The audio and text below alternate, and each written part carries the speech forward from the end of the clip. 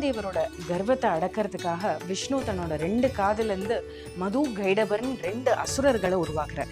அவ 2 பேரும் போய் ஒரு சமயம் பிரம்மரை கொல்றதுக்கே போனனால விஷ்ணு போய் அதை தடுத்து நிறுத்தி உங்களுக்கு என்ன வேணும்னு கேட்க, அவ வந்து எங்களுக்கு எதுவும் வேணாம், நாங்க உங்களுக்கு வரோம் தரோம்னு சொல்ல விஷ்ணு கேட்கிறாரு, சரி என்னாலதான் உங்களோட வதம் நடக்கணும் அப்படின்னு ஒன்னு அசுரர்களா இருந்தாலும் தன்னோட வாக்கை காப்பாற்றணும்னு சரின்னு சொல்றான். ஆனா ஒரு கண்டிஷன் மட்டும் போடுறான். என்னன்னு பார்த்தா, நீங்க எங்களோட 1 மாச காலம் போரிடணும் அப்படின்னோன்னா 2 பேருக்கும் 1 மாச காலம் போர் நடக்கிறது, வதம் நடக்கிறது. அப்பதான் அவளுக்கு புரியறது விஷ்ணுவோட மகிமை.